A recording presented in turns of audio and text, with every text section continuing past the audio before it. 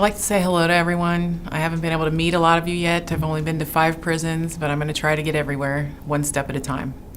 Humbled and very excited to be the director here. I worked here for 21 years and I loved every minute of it. I love the people I worked with.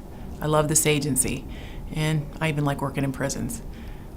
I started in 1993 as a clerical staff, which we don't even have anymore, called a clerk. And when I left here, I was the Deputy Director of Administration. I worked at Pickaway Correctional Institution. That's where I started. Then I went to Operations Support Center in the Chief Inspector's office.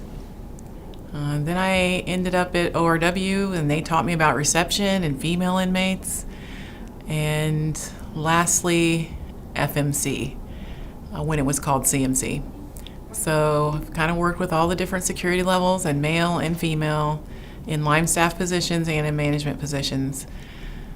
I feel like I've been studying for this for a while. And there's some things that happened when I was in corrections, and I used to say, someday I'm going to be in charge and I'm going to try to fix that. So those of you who know me know I have a list and I'm going to be working on it. But I also came back to work for Governor DeWine. I believe in what he is doing and who he is and what he says. He's a good man, and he's going to lead us in a good direction.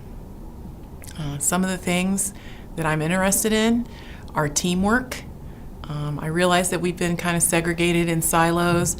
I really want to get us to the point where we're working as one team. That means competition is still okay, but not to the exclusion of teamwork. If one of us is down on our knees, we're all down on our knees. So we need to help each other. If that means I have some supplies you need, we'll help with that. If that means I have expertise on my staff that you don't have, we'll help with that. We need to be one team getting our job done. I also believe in inclusion. And inclusion to me means everyone. It means the staff from the very first day on the line level all the way to the director. It means the inmates. It means the inmates' family, our community partners, judges, prosecutors, the organizations that help us do what we do, that run the CBCFs, parole and community services, all of us, and the citizenry of Ohio and the inmates' families.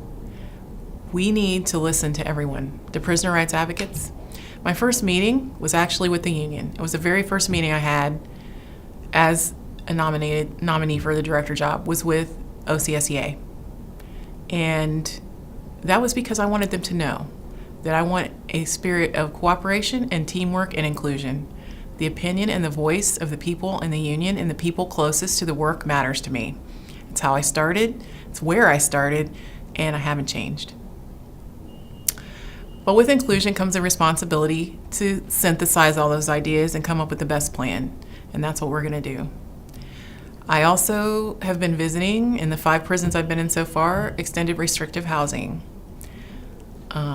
In some areas, extended restrictive housing has ended up with inmates who are cognizant and aware and happy, and okay, they're not happy, but they're working with us, you know what I mean? They're still in a good affect, so to speak. And then there's other prisons that I've been in where the people in extended restrictive housing are downtrodden, they're decompensating, and they're no longer even interacting. They're lethargic. That is not what I want as the director, and I don't think it's what the people that are working with those inmates want. So what we're going to do as a group is try to figure out how we can make the inmates in all of extended housing, restricted housing, have the same affect that they would have when they're outside of extended restrictive housing. We can do that, and we will do that. It's our responsibility to do that. Obviously, I'm concerned about safety, so we're not going to do anything silly. We're going to listen to the people closest to the work. The people closest to the work are the people that have the answers. So everywhere I go, I've been talking to officers, and you know what? They do have answers, and we're going to be listening. I put out an organizational structure and a letter today that gives you more information about how I see the agency and where I want to take us. I hope you'll take a minute to read it. If you have any feedback, I hope you'll communicate that. And I look forward to working with you.